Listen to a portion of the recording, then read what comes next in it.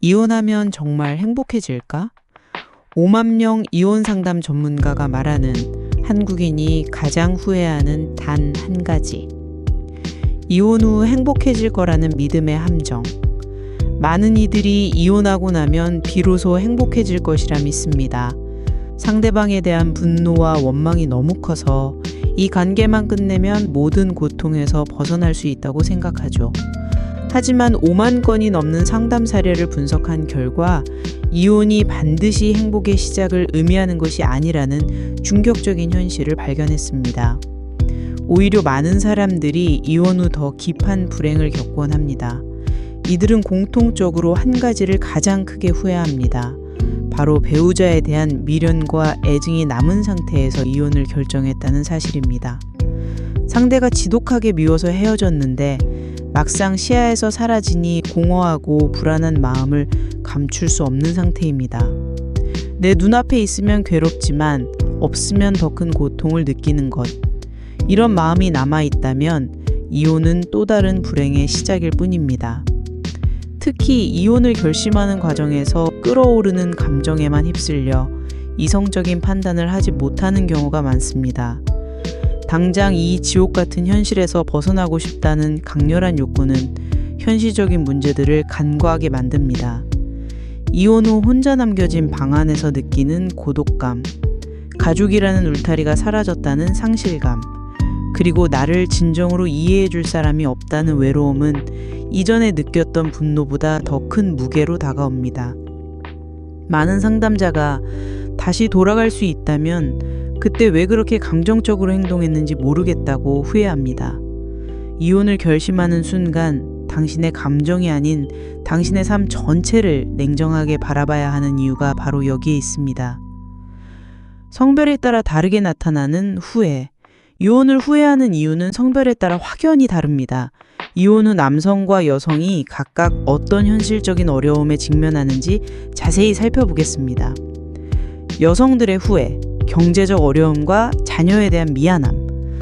여성들이 이혼 후 가장 크게 후회하는 것은 경제적인 문제입니다.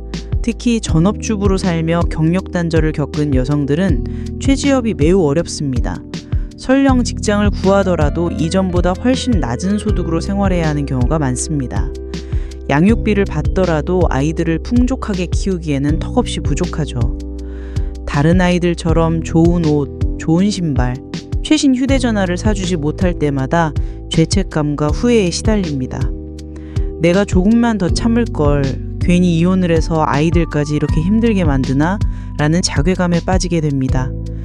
또 다른 후회는 배우자에 대한 뒤늦은 깨달음입니다.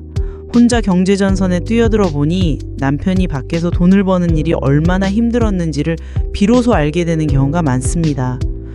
당신은 왜 옆집 영희 아빠처럼 못해? 라고 잔소리했던 지난날을 떠올리며 힘들었을 배우자를 배려하지 못했던 자신을 뒤늦게 후회하게 되는 것입니다. 이 깨달음은 뼈아픈 현실이 됩니다. 아이들이 아파도 마음 놓고 병원 갈 수 없고 학원 하나 보내기도 망설여질 때마다 이혼하지 않았다면 우리 아이는 더 좋은 환경에서 자랄 수 있었을 텐데 라는 생각에 가슴이 무너집니다. 경제적 어려움은 단순히 물질적인 부족함을 넘어 아이들에게 미안함을 느끼게 하는 가장 큰 원인이 됩니다. 남성들의 후회, 공허함과 사소한 일상의 무너짐. 남성들이 이혼 후 가장 먼저 느끼는 불편함은 일상의 무너짐입니다. 당연하게 여겼던 의식주 문제가 발목을 잡습니다. 집안일이 이렇게 끝이 없는 줄 몰랐다는 사실에 좌절합니다. 해도 티가 나지 않고 돌아서면 다시 어지러지는 집안일에 지쳐갑니다. 아이들이 집에 왔다 갈 때마다 폭탄을 맞은 듯한 집을 정리하며 전 배우자의 노고를 뒤늦게 깨닫습니다. 내가 아니면 아무도 이 일을 해주지 않는다는 현실에 무거운 책임감을 느낍니다. 두 번째는 돈이 모이지 않는 현실입니다.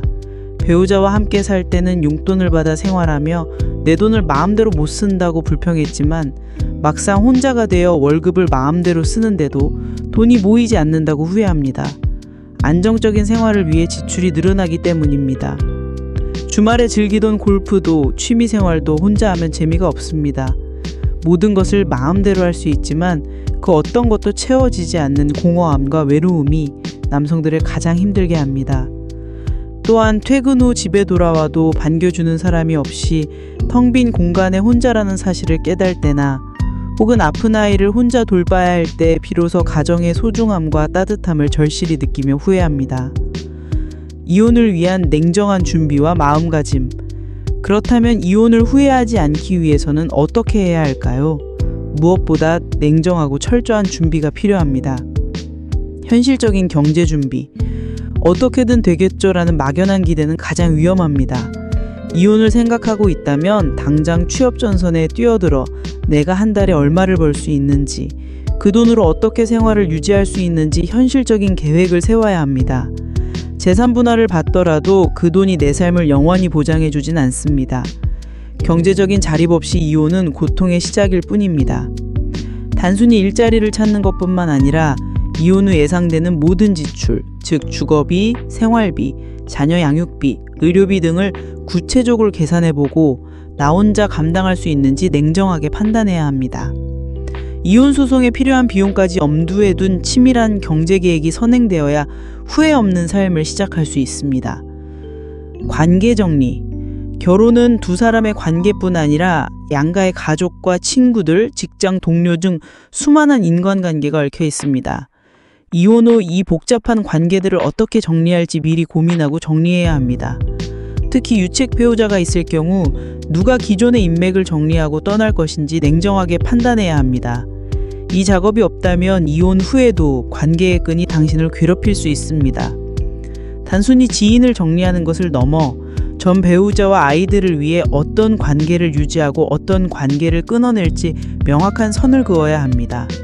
이 과정이 제대로 이루어지지 않으면 관계의 혼란 속에서 끊임없는 감정 소모를 겪게 될 것입니다.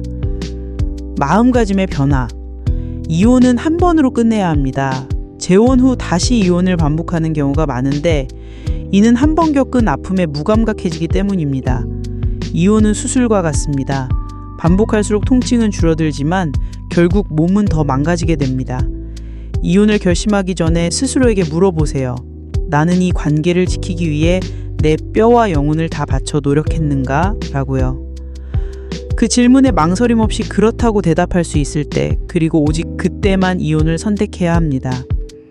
진정한 행복을 위한 마지막 질문. 결혼 생활을 지키기 위한 노력은 고통스럽습니다. 하지만 그 노력이 없다면 이혼 후에도 진정한 행복을 찾기는 어렵습니다. 노년에 손을 잡고 산책하는 부부의 모습이 마냥 부러운가요? 그 모습은 특별한 배우자를 만나서가 아니라 평생을 함께하며 서로를 지켜낸 노력의 결과입니다. 진정한 행복은 타인을 바꾸는 것이 아니라 오직 나 자신의 마음을 바꾸는 데서 시작됩니다. 당신이 이혼을 결심했다면 당신의 행복은 당신이 아닌 다른 사람에게 의존해서는 안 됩니다. 내가 온전히 행복해질 수 있다는 확신, 그리고 그 행복을 스스로 만들어 나갈 수 있다는 강인한 의지가 있을 때 비로소 이혼은 옳은 선택이 될 수 있습니다. 당신은 이혼 후에 진정한 행복을 찾을 준비가 되셨나요?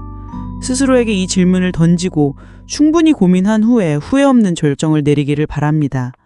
이혼은 끝이 아니라 새로운 시작이 될 수 있습니다. 하지만 그 시작은 오직 당신의 철저한 준비와 마음가짐에 달려 있습니다. 이혼을 결심하는 순간 자신과의 싸움에서 이겨야 진정한 행복을 얻을 수 있습니다.